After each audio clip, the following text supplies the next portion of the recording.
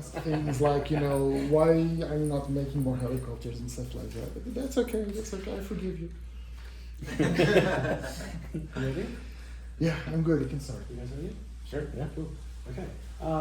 So first, I think it's super exciting. So obviously you've been to these events before and it's been Microsoft or Sobo, but now this is a very different kind of world because we're seeing kind of you guys here. So we've got working title, we've got friends. Just very quickly for maybe people who are watching who aren't familiar with your faces, just a very quick intro and your company and what you do would be amazing. Let's start with you, Chris. Sure, I'm Chris from Working Title. I'm one of the co-founders. We've got 25 developers now, but we started back in right after 2020 launched, actually, in doing open source freeware work. We did a mod on the CJ4, we did a G1000 mod. That quickly got Jorg's attention, and we got into a conversation about joining the team to do avionics work and aircraft work, and that's kind of how it all started in 2021. So we've just been growing and working with the team since then, and it's been a truly awesome journey.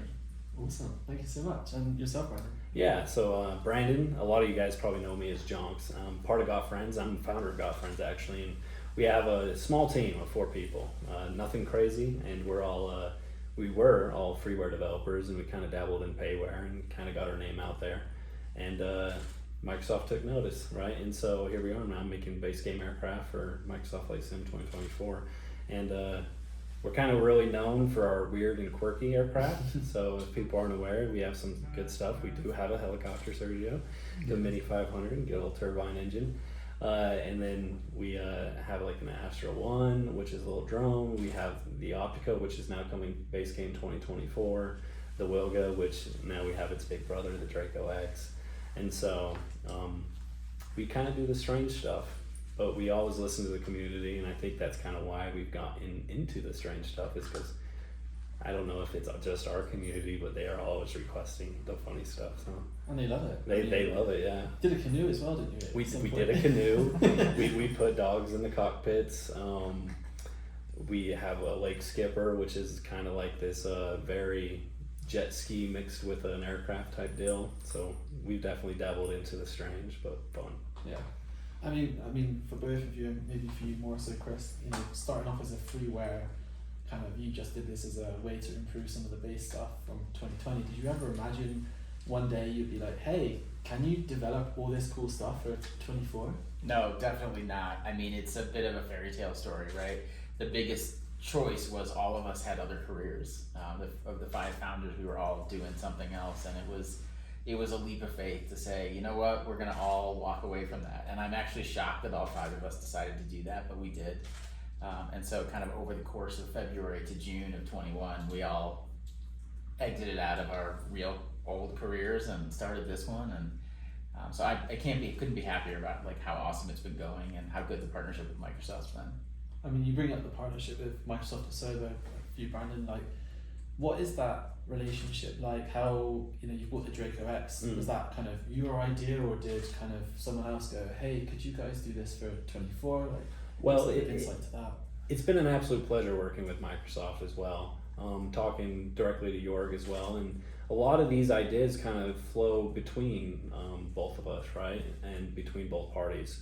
And it's one of those things where if we have an exciting aircraft and it's something we bring along, we can mention it to him, or if he has something exciting on his end, it's a very open conversation that can happen between our parties, which is really nice. It's a very for the community mentality. And so, for example, the Draco X, he was aware that we've been talking about working on this for a very long time, and we've already had quite a head start on that project, and so we were able to revisit it, which was really nice, and get Mike Patey officially involved and start talking to him directly, which is awesome, right? And so he's speechless about it. It's a fantastic project, and we're extremely happy that Microsoft's given us this opportunity to bring it to everyone in 2024. Wow, it's really cool to kind of hear the story of like where you came from and kind of where you are today, sat here doing all this cool stuff.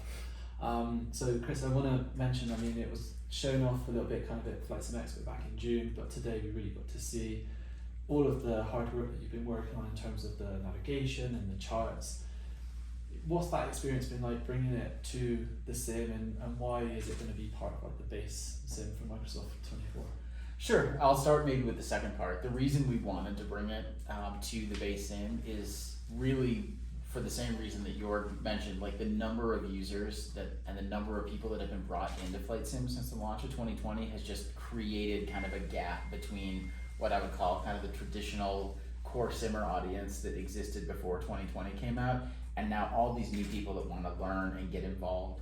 And we're just trying to break down barriers, right? So if we can make it easier for people to bridge that gap, we don't expect that people who are already core simmers are going to change what they're doing necessarily, but we want to give that capability to more people, and we want to give that capability to, you know, players on console as well. So remind me what the first part of the question was again, sorry. Look back at my notes.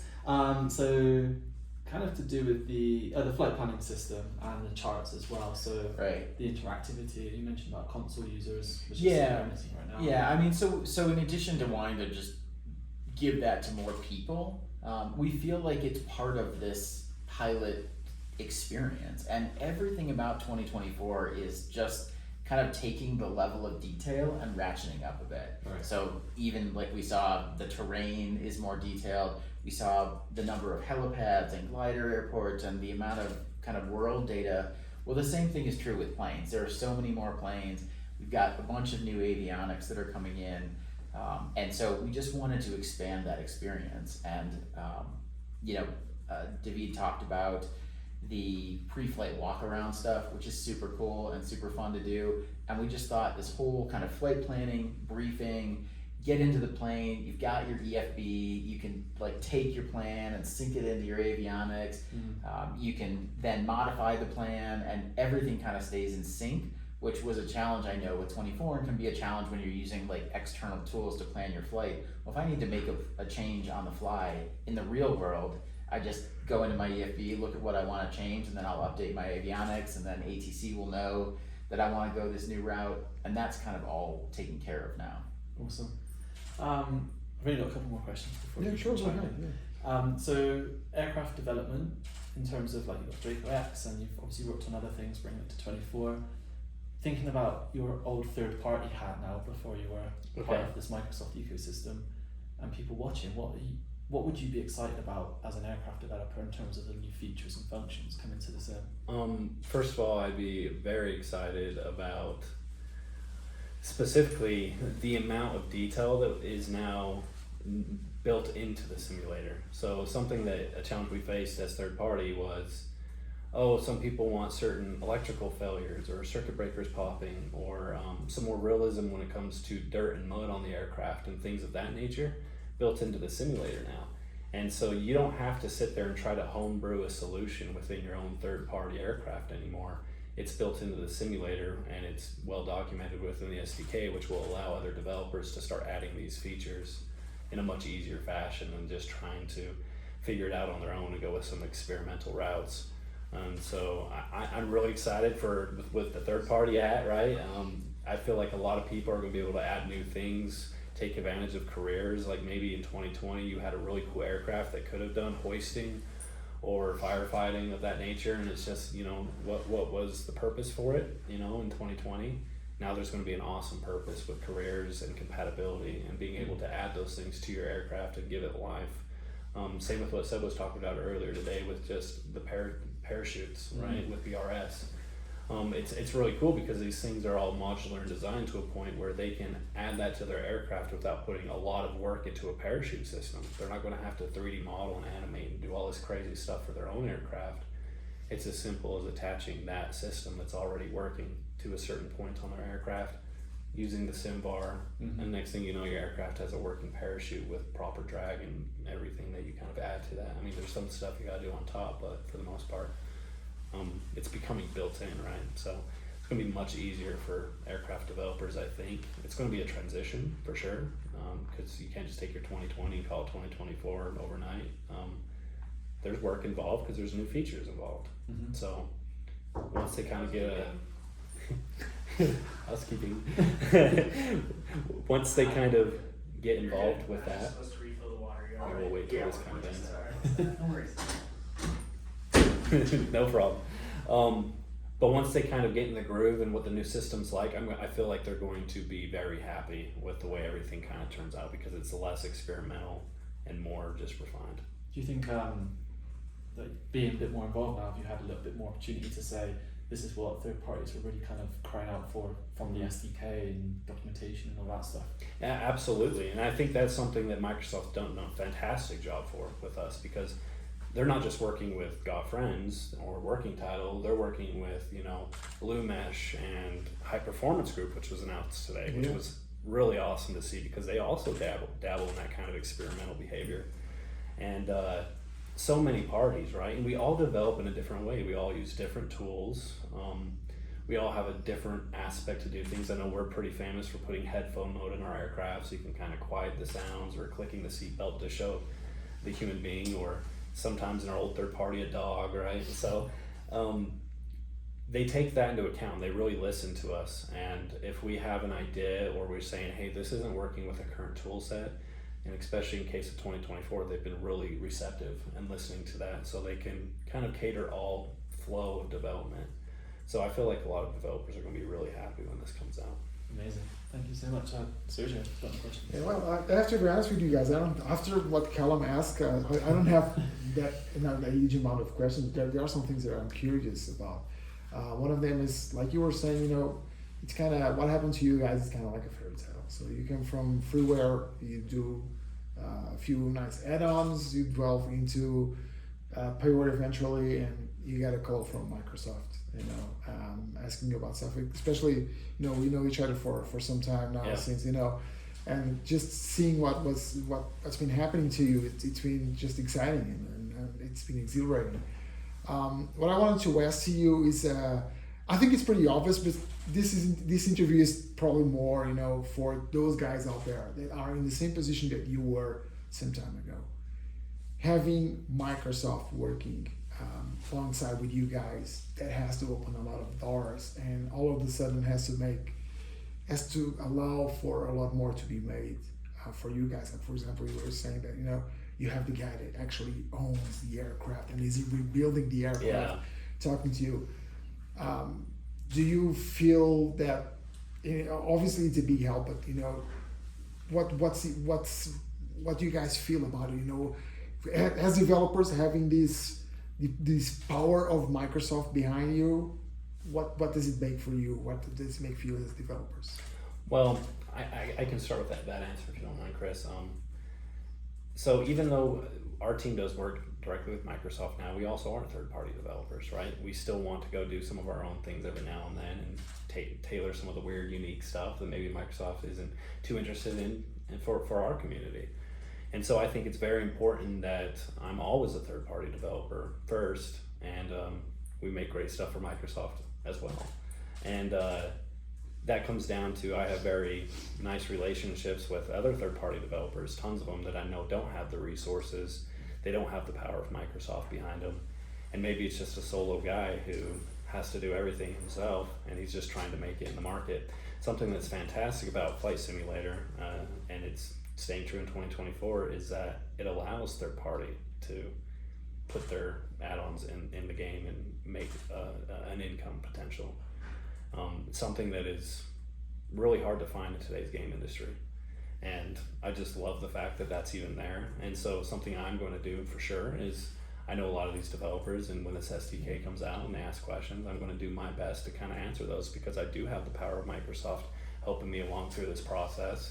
And I'm going to make sure that they feel comfortable too. I'm not going to leave them in the dark. We're first community and first a third party too. So hopefully that helps answer that question.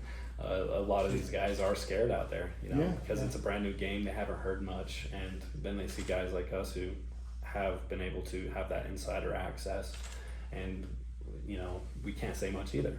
But when those days do come that we can say stuff, we're definitely going to help out. Chris, what about your team and you? And yourself personally, how does it feel having that? Yeah, I mean, support? I think it's been for us, our situation was a little bit different because we didn't go into payware first. We sort of went straight from being freeware to Microsoft, and so for us, the tough decision was, do we sort of take a chance that this thing's going to work out? and clearly it has, and we're super excited that it has. But I will say, having Yaeger and Microsoft, and particularly the Flight Sim team at Microsoft as partners in this has been really awesome. There's no way that I'd be on a phone call with the chief pilot of the Dreamlifter fleet at Boeing without Microsoft's help, right? That's just probably not a call I would ever been able to make. So being able to have those conversations and get the kind of information that we need to do the stuff that we do is certainly helped. Whether it's Cirrus, who's a great partner, whether it's Boeing, who's a great partner. I mean, there are tons of manufacturers that the team at Microsoft works so hard to kind of build up those partnerships and get us the information that we need. So that's super helpful. The other thing I would say is they're really receptive to the input. I mean, it kind of comes back to the comments Yaeger made about the community and the presentation today. He and the whole team is really interested in what we think and what we think should get made and what's next. So at no time has anyone, either Asobo or Microsoft, kind of ever come to us and said, okay, make this avionics next. Instead, they're like, these are some of the planes we're thinking about. What avionics do those use? Like, we're kind of a resource and help them figure out what makes sense. And then we all work together to figure out what should we build and what should we prioritize and how to do that. So it's a cool experience. I'm not sure how common it is. I'm not sure if this is typical in the gaming industry because I've never been in it before. But certainly this team and this group, I've been impressed with everyone from Microsoft to Asobo and all the other partners. And with respect kind of to the SDK and third-party developers, we kind of talked about it before, but we and the other developers that are the partners that got listed in the presentation today, we're all testing the SDK out right now. We're working within it to do our work. Mm-hmm. So we're really giving it a test run, and we're going to be in a position to kind of help make sure it's as good as it can be when it does get released to all the other third-party devs. And then to add to that, I know Chris is being a little modest, but the amount of avionics that he is working on, that's a huge support for some of these third-party devs out there that don't have the power of Microsoft behind them. They'll be able to add these avionics systems, and us too. We've added the new glider system, and I know a lot of glider guys hasn't really released these add-ons because they're like, what do I use for navigation systems? It's never existed. We're hoping that adding those navigation systems encourages third-party devs to make gliders, because in 2020, we only saw one glider, and that was ours. And we want to see more. We want these people to have the tools they need to be able to feel comfortable as maybe a small team without the power, like you said, behind them, to be like, you know what, but this system will work inside my cockpit. And they are providing so much of that, so many avionics packages, that it just makes it life a little bit easier for these guys. Yeah. Now for the other side of the question, because there's always another side of the question. You guys are obviously professional. You have done all the work that you have done when you're creating your own stuff and for Microsoft. Does the fact that you are working with Microsoft and have that support, but also the weight on your shoulders, how did it change, if at all, the mindset of the team? It's not just about talking with the guys and talking to the chief of the fleet, etc., etc. How did it? I'm asking this because of the developers out there. Microsoft calls them out and they go, oh man, when we start working with Microsoft, it's a lot of pressure. How was it for you guys? How was, you knew that you were going to have the resources. You obviously have, like with any company, you have schedules and features and whatnot. Did that change your mindset from where you're coming as a developer? Or is it just business as usual for you guys with just the access support of Microsoft? I mean, for us, I would say, I don't want to say we don't have deadlines, because we absolutely do, but for us it is kind of business as usual. That's sort of what I meant, that working with Yaeger and working with the team is actually really different from, so before I did all this, it was in technology and marketing for a while, but I've always kind of run businesses, and so I've always had clients, and to me, Yaeger is a client of ours, and I've never had a client that listened as well as Yaeger does. So when we talk about what we want to do, how long we think it's going to take, he's like, that all works, right? I mean, and we take the pressure on ourselves too, right? Like, we know if 2024 is going to release, like we need to be done by then, right? I mean, there's no secret there. Please, yes. But you know, when we're doing things for sim updates or the aircraft and avionics updates and those kind of things, I mean, we work together with Microsoft and with Yaeger to figure out what are the timelines for those and how long is it going to take to do what we really want to do with this. So I would say the short answer to your question is, for us, it's kind of been business as usual. But that's just because the client is so good, really. I mean, you know, very, very supportive and helpful, and we're transparent with each other. Stuff doesn't always go the way it should. We all know that, right? Sometimes things get delayed or things have to be done in a different way, and you know, we all just work collaboratively together to make that work. Sorry, awesome. Long answer. No, that's okay. Awesome. Yeah, mine's a very similar answer in the regard. I mean, we're a real small team, 4 people, right? And I would say it's kind of business as usual, but at the same time, the aircraft that we're bringing to 2024 is our best work ever. So it's business as usual, but we keep growing. So we're still pushing those boundaries and still pushing to like make the best thing possible.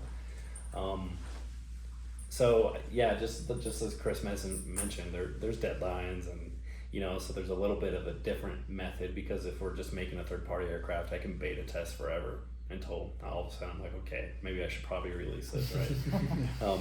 But in this case, you can't. But at the same time, we're given ample time, and we have long discussions prior to undergoing a project like these to make sure that we're not rushed and we're not feeling under that kind of pressure.